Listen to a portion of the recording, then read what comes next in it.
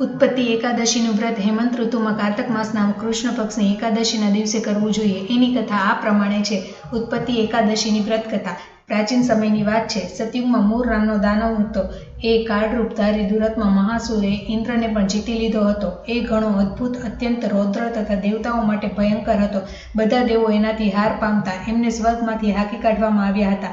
હાર પામતા દેવો શંકાશીલ તથા ભયભીત થઈને પૃથ્વી પર વિચર્યા કરતા હતા. એક દિવસ બધા દેવો મહાદેવજી પાસે ગયા. ત્યાં ઇન્દ્રે ભગવાન શિવ સમક્ષ સર્વ વૃત્તાંત કહી સંભળાવ્યું. ઇન્દ્ર બોલ્યા, મહેશ્વર, આ દેવો સ્વર્ગલોકમાંથી ભ્રષ્ટ થઈને પૃથ્વી પર વિચરી રહ્યા છે. મનુષ્યો સાથે રહેવું એમને શોભતું નથી. દેવ કોઈ ઉપાય બતાવો. દેવતાઓ કોનો સહારો લે? મહાદેવજીએ કહ્યું, દેવરાજ, જ્યાં બધાને શરણ આપનારા, બધાની રક્ષામાં તત્પર રહેનારા જગતના સ્વામી ભગવાન ગરુડ ધ્વજ બિરાજમાન છે, ત્યાં જાઓ.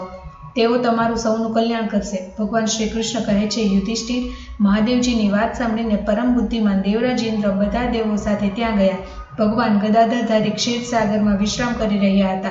એમના દર્શન કરીને ઇન્દ્રે હાથ જોડીને એમની સ્તુતિ આરંભ કરી. ઇન્દ્ર બોલ્યા, દેવ, આપને નમસ્કાર છે. દેવ, આપ જ પતિ, આપ જ મતિ, આપ જ કર્તા અને આપ જ કારણ છો. આપ જ સૌની માતા અને આપ જ આ જગતના પિતા છો. હે ભગવાન, હે દેવેશ્વર, શરણાગત વત્સલ દેવો ભયભીત થઈને આપણા ચરણે આવ્યા છે. પ્રભુ, અત્યંત ઉગ્ર સ્વભાવવાળા મહાબલી મૂર નામના દૈત્ય બધા દેવોને જીતીને એમને સ્વર્ગમાંથી કાઢી મૂક્યા છે. દેવો અને દાનવો બંને આપની વંદના કરે છે. પુંડરીકાક્ષ, આપ દૈત્યોના શત્રુ છો. મધુસૂદન, આ અમારી રક્ષા કરો. જગન્નાથ, બધા દેવો મૂર નામના દાનવથી ભયભીત થઈને આપના શરણે આવ્યા છે. ભક્તવત્સલ, અમને બચાવો. દાનવોનો વિનાશ કરનારા કમલનયન, અમારી રક્ષા કરો. પૂર્વકાળમાં બ્રહ્માજીના વંશમાં તાલંજંત નામનો એક મહાન અસુર ઉત્પન્ન થયેલો.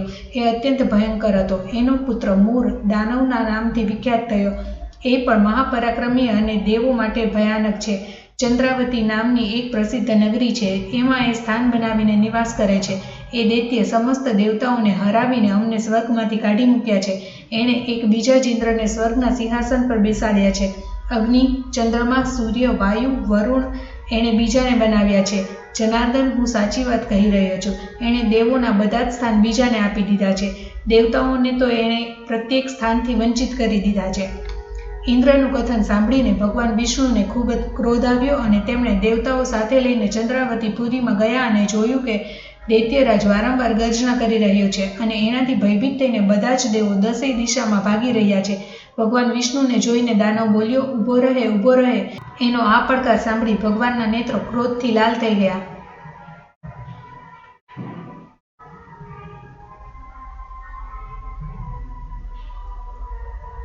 તેઓ બોલ્યા, અરે દુરાચારી દાનવ, મારી આ ભુજાઓ જો. આમ કહીને શ્રી વિષ્ણુએ પોતાના દિવ્ય બાણોથી સામે આવેલા દુષ્ટ દાનવોને મારવાનું શરૂ કર્યું. ત્યાર પછી શ્રી વિષ્ણુએ દૈત્ય સેના પર ચક્રનો પ્રહાર કર્યો. એનાથી છિન્ન ભિન્ન થયેલ સેંકડો યોદ્ધાઓ મોતના મુખમાં ચાલ્યા ગયા. ત્યાર પછી ભગવાન મધુસૂદન બદ્રિકાનાથ ચાલ્યા ગયા. ત્યાં સિંહાવતી નામની ગુફા હતી. એ 12 યોજન લાંબી હતી. એ ગુફાને એક જ દરવાજો હતો. ભગવાન વિષ્ણુ એમાં સૂઈ ગયા. દાનવે પણ ગુફામાં પ્રવેશ કર્યો. ત્યાં ભગવાન સૂતેલા જોઈને એને ઘણો હર્ષ થયો. એણે વિચાર્યું, આ દાનવોને ભય પમાડનાર દેવ છે. આથી વહેલી તકે એને મારી નાખવા જોઈએ. દાનવ આમ વિચારતો જોતો ત્યાં જ ભગવાન વિષ્ણુના શરીરમાંથી એક કન્યા પ્રગટ થઈ. એ ખૂબ જ રૂપવતી, સૌભાગ્યશાળી તથા દિવ્ય અસ્ત્ર શસ્ત્રથી યુક્ત હતી. એ ભગવાનના તેજના અંશમાંથી ઉત્પન્ન થઈ હતી. એનું બળ અને પરાક્રમ મહાન હતું. દાનવરાજ મૂરે કન્યાને જોઈ. કન્યાએ યુદ્ધનો વિચાર કરીને દાનવને યુદ્ધ માટે પડકારીને યુદ્ધ છેડ્યું. કન્યા બધા પ્રકારની યુદ્ધ કળામાં હોશિયાર હતી. એ મૂર નામનો મહાન અસુર એના હુંકાર માત્રથી રાખનો ઢગલો થઈ ગયો અને દાનવના મરી ગયા પછી ભગવાન જાગી ઉઠ્યા. એમણે દાનવને ધરતી પર પડેલો જોઈને પૂછ્યું, મારો આ શત્રુ અત્યંત ઉગ્ર અને ભયંકર હતો. કોણે આનો વધ કર્યો?